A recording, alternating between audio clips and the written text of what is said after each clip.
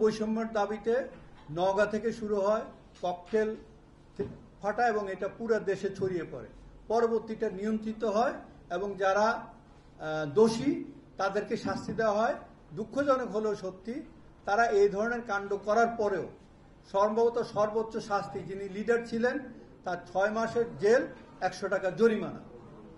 তো এই সমস্ত কারণে তাদের কাছে একটা এই ব্যাপারগুলো মনে হয়েছে যে খুব স্বাভাবিক ব্যাপার, কি আর হবে।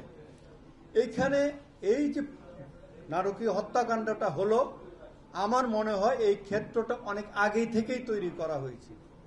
এটা শুধুমাত্র ওই দিনের জন্য, ডাল ভাত অপারেশনের জন্য বা বেতন বৈষম্যের জন্য হয় নাই। সেখানে ইচ্ছাকৃতভাবে কিছু গুজব ছড়ানো হয় অসন্তোষ তৈরি করার জন্য।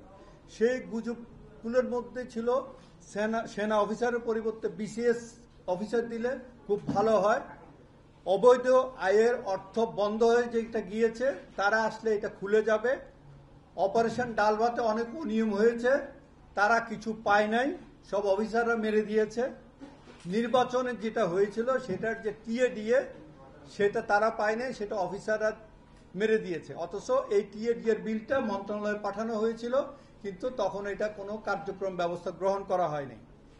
সেনাবাহিনীতে 2 মাস ছুটি পায় সৈনিকরা, তারা 1 মাস ছুটি পায়। সেজন্য তারা 2 মাসের ছুটির আবেদন করেছিল, তাদের একটা দাবি, এটা নিয়ে অসন্তোষ ছিল।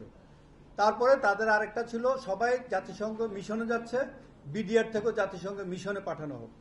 এবং তাদের আরেকটা ছিল যে সেনাবাহিনীর সদস্যরা আসার কারণে নিয়ম শৃঙ্খলার কড়াকড়ি হয়ে গিয়েছে, তারা এখন আগের মতো ইচ্ছা করলে যা কিছু করতে পারে না। 17 এবং 18 ডিসেম্বর এই 2 দিনের যে কোনো একদিন ফজলানুর তাপসের বাসায় একটা মিটিং করে। এর মধ্যে হাবিলদার মনির, সিপাহী শাবাব, সিপাহী মনির ছিল।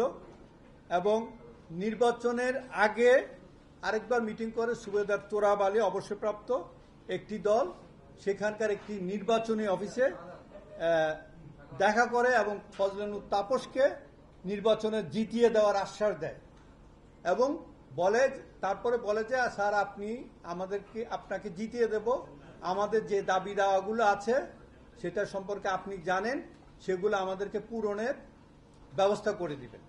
তখন তিনি বলেছিলেন যে ঠিক আছে, তোমরা এগুলো লিখিত দিয়ে যাও, আমি প্রধানমন্ত্রীর সাথে কথা বলবো।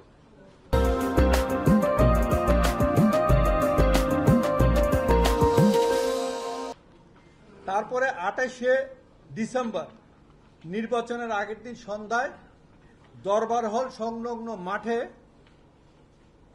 বেশ কয়েকজন সিপাহী পদবীর সৈনিক এবং অজ্ঞাতনামা কিছু বেসামরিক ব্যক্তিবর্গ, যাদের নাম আমরা উদ্ধার করতে পারি নাই, তারা সেখানে একটা মিটিং করে এবং মিটিংয়ের কারণ ছিল যে তাদের সেই দাবি দেওয়া সেটা নিশ্চিত করতে হবে। এরপরে নির্বাচনের পরে 2-3 দিন পরে সেইখানের নির্বাচন অফিসে মানে ফজলানুর তাপসের, উনি তখন এমপি হয়ে গিয়েছেন, অজ্ঞাত একটা জিগাতলার স্কাই স্টার জায়গায়, ওখানে নির্বাচন অফিস ছিল, সেইখানে ফজলানুর তাপসের সাথে দেখা করে এবং তাদের দাবি দেওয়া আবার পুনরুত্থাপন করে। ফেব্রুয়ারির 3 তারিখ বনানী শেখ সেলিমের বাসায় কয়েকজন ডিএডি জলিল, ডিএডি হাবিলদার মনির সহ আরো বেশ কয়েকজন তারা দেখা করে এবং শেখ সেলিমকে তাদের দাবি দেওয়ার ব্যাপারে জানায় এবং শেখ সেলিম বলেন যে আমি ব্যাপারটি দেখব, তোমরা এটা লিখিত আমাকে দিয়ে যাও।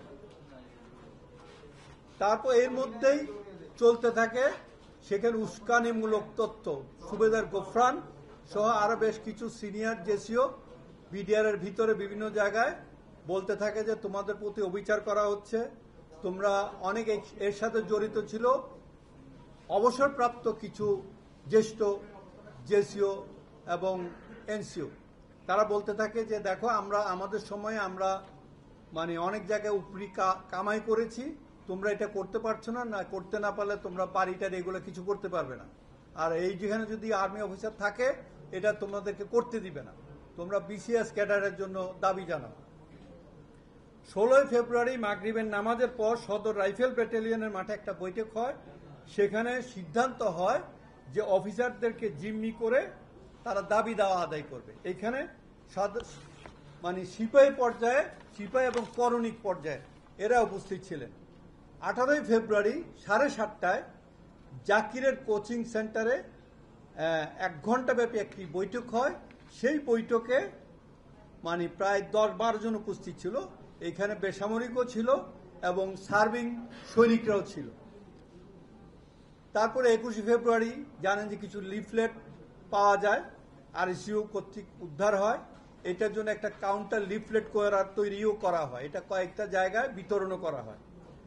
তারপরে আরেকটি জিনিস হচ্ছে যে এই জিনিসটা যে আগে থেকে হতো মানে পরিকল্পিত, সেখানে ডিএডি লুৎফর রহমানের ছেলে, ডিএডি লুৎফর রহমান তখন ঢাকায় থাকতেন না, তার ছেলে ঢাকা কলেজে পড়তো, ডিএডি তৌহিদের বাসায় থেকে পড়াশোনা করত। জাস্ট ঘটনা ঘটার 3-4 দিন আগে ডিএডি লুৎফর রহমান তার ছেলেকে নেত্রকোণে তাদের বাসায় নিয়ে যায়, কি কলেজ থেকে খোলা ছিল। তারপরে কর্নেল এলাহি যিনি মারা গিয়েছেন, যিনি সর্বশেষ সেনা সদস্য মানে যাকে হত্যা করা হয় একদম 26শে ফেব্রুয়ারির ভোর রাতে, তার মোবাইলে একটা আমরা মেসেজ পাই, তখন সে মারা নেয়, তার মোবাইল করে সেখানে লেখা ছিল, তার অফিসারদেরকে সেই মানে একটা উপদেশ দেয়, সাবভার্সিভ অ্যাক্টিভিটিস হওয়ার সম্ভাবনা আছে, তোমরা সাবধানে থেকো। সে তখন দিনাজপুরের সেক্টর কমান্ডার ছিল, কেবল জয়েন করে সে বিডিআরের মানে সপ্তাহের এসেছে। 22শে ফেব্রুয়ারি বাড়তি নিরাপত্তা নেওয়া হয়, অফিসারদের কোয়ার্টার গার্ডে নিরাপত্তার দায়িত্ব দেওয়া হয়, ডিউটি দেওয়া হয়। এটা আমার কাছে মনে হয় একটা অ্যাবনর্মাল একটা সিচুয়েশন। সাধারণত কোয়ার্টার গার্ডে কখনো অফিসার ডিউটিতে থাকেন না। আমার 37 বছরের জীবনে আমরা কখনো এটা দেখি নাই। আমি 79 সালে কমিশন প্রাপ্ত, সে সময় আপনারা জানেন একটার পর একটা কু হতো, আমরা কোয়ার্টার গার্ডে ডিউটি দিতাম না, আমরা ইউনিটে থাকতাম। কিন্তু এখানে একটা নিয়ম করা হলো যে অফিসার কোয়ার্টার গার্ডে থাকবে। তারপরে 23শে ফেব্রুয়ারি এক সৈনিকের পাশে, আমরা সৈনিকের নামটা বের করতে পারি নাই, কয়েকজন ডিএডি একটা মিটিং করে। 24শে ফেব্রুয়ারি তো প্যারেড হয়, প্যারেড যাওয়ার আমিও ছিলাম, ওইখানে প্রধানমন্ত্রীর বক্তৃতা এবং অন্যান্য অনুষ্ঠান শেষে চলে যান। তারপরে 24শে ফেব্রুয়ারি সন্ধ্যার পরে একটা অসন্তোষ তৈরি করার প্রচেষ্টা হয়। সেটা হচ্ছে যে বিভিন্ন জায়গায় বলা হয় যে আমরা আমাদের যে দাবি দেওয়া দিয়েছিলাম, প্রধানমন্ত্রী সেই দাবি দেওয়ার ব্যাপারে তার বক্তৃতায় কোনো ধরনের বক্তব্য প্রদান করেন নাই। তাহলে আমরা কি করব? এটা আমাদের যে এই কষ্ট করে আমরা বিভিন্ন জায়গায় গেলাম, ওনারা কি বলেন নাই? তাহলে আমাদেরকে অন্য কোনো ব্যবস্থা নিতে হবে। তারপরে ওই দিন রাত্রে 7:30টায় 44 রাইফেল ব্যাটালিয়নের মাঠে একটা বৈঠক হয়। আনুমানিক 17 থেকে 18 জন ছিল, এর মধ্যে অধিকাংশ হচ্ছে যে সৈনিক।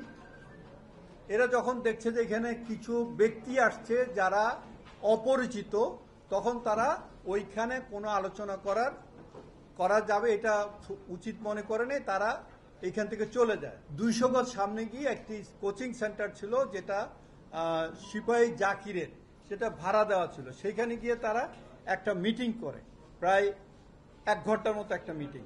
সেখানে যেই জিনিসটা মানে সিদ্ধান্ত হয়, ডিজি এবং ডিডিজিকে জিম্মি করা হবে এবং দায়িত্ব দেওয়া হয় জিম্মি করার জন্য।